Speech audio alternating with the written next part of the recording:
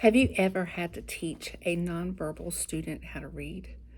Well, let's talk about that. My name is Winnie White, and I've been teaching reading for the past 27 years. I'm currently in a special education classroom where we're self-contained students, grades 1 through 3, and I do have nonverbal students. So this has been a new challenge for me.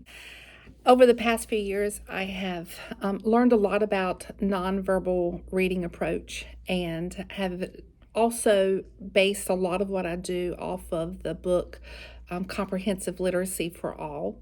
In today's video, you're going to see some of those strategies being used with a variety of resources. In the following clip, you're going to see one of my nonverbal students utilizing the app Accessible Literacy for All. It used to be a printed curriculum, but now you can only find it digitally. It's a one-time purchase that we put on her iPad. It is wonderful in the fact that it utilizes nonverbal reading approach. It has several different aspects to the app, but in this video, you're going to see the student identifying letters by their sound in a field of 4. Start our session. I am going to say a sound. Listen to the sound. Then look at the letters and point to the letter that makes that sound.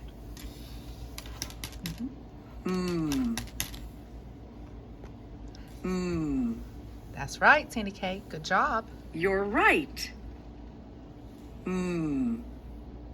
As in mop. Excellent. I am going to say a sound. Listen to the sound. Then look at the letters and point to the letter that makes that sound. Oh, that was fast, Sandy K.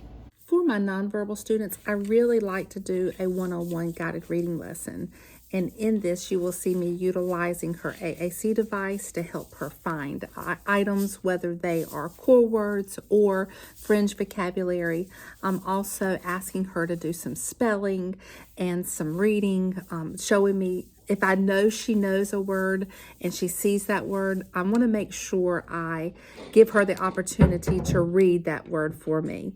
I am just utilizing something very simple like a Scholastic reader that I have purchased off of Amazon. All right, let's look at the book, Backyard Babies. Backyard Babies by Lisa Charlesworth.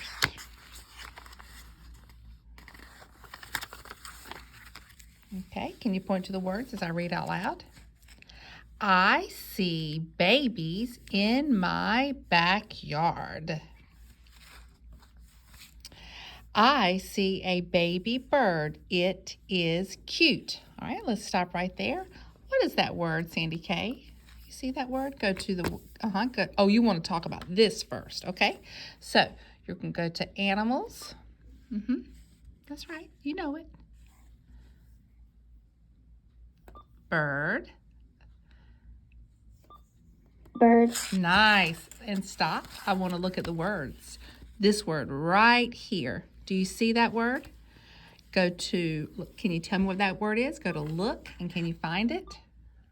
See. Now, before we turn the page, I want to see if you can spell that word.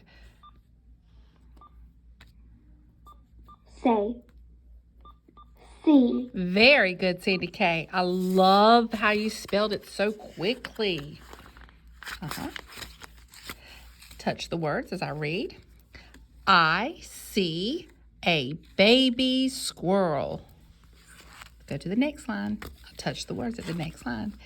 It is cute. Now, before we go to the next page, I want to look at this pronoun right here. We have 2 pronouns, I and it.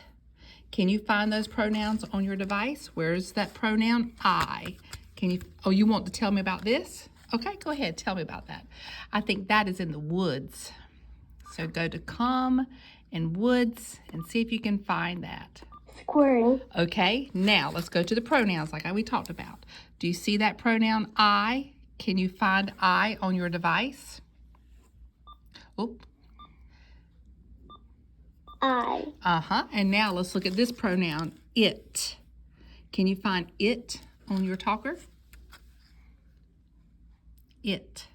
It. Nice, Sandy K. For the next few clips, you're going to see samples of the Autism Helper curriculum. I have access to that, all different levels.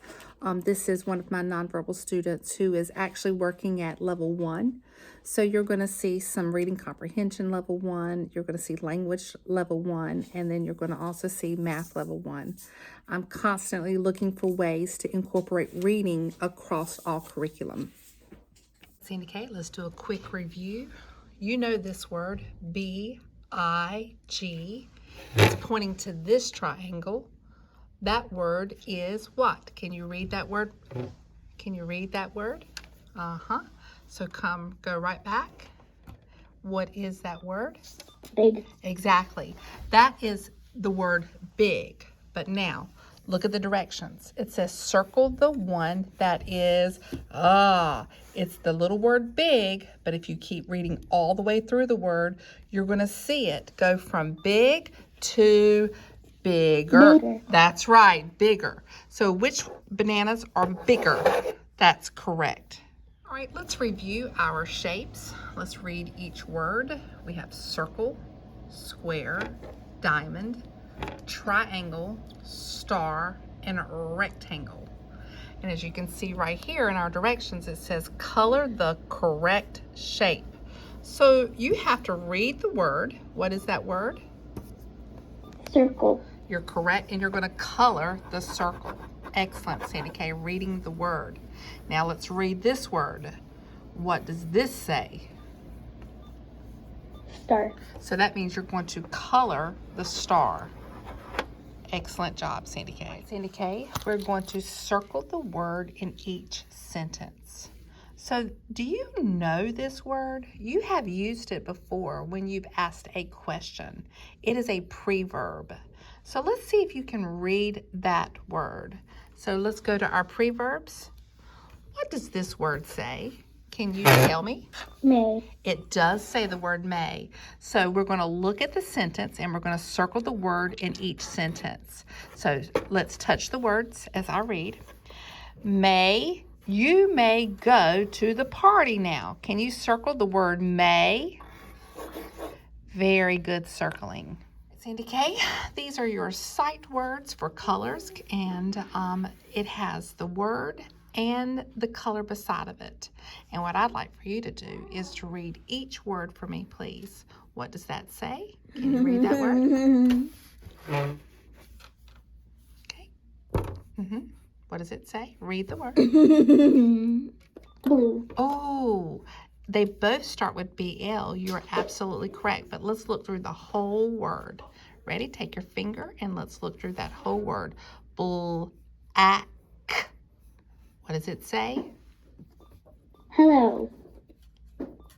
Excuse me. Oh, you're excused. It's okay. So, can you read the whole word? Black. What does it say? Go to colors. What does that say?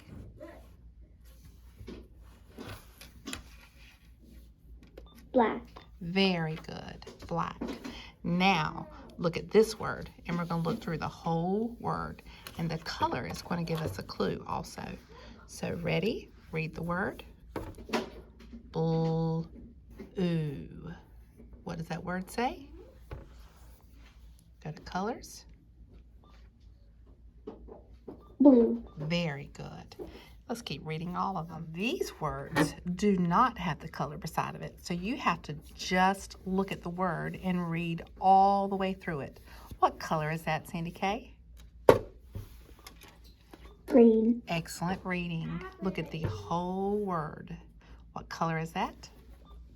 Orange. Nice. In the following video clip, you're going to see a sample of a UFLI lesson. UFLI is a manual that I purchased after watching a professional development video from AAC in the Cloud by Kate Ahern. She was talking about the importance of spending time with your nonverbal students, teaching them how to encode and how to decode, and how that UFLI is a great curriculum in order to be able to do that. She also took the UFLI slides and she adapted it for nonverbal students. And so that's what you're seeing in this video, is me using that in my classroom. Some of my students are nonverbal and some are verbal. Which letter says B? B. B. Nice. All right, Porter, come on up. Which letter makes the sound? Oh yeah. Sandy K, come on up. Which letter makes the sound? Sound.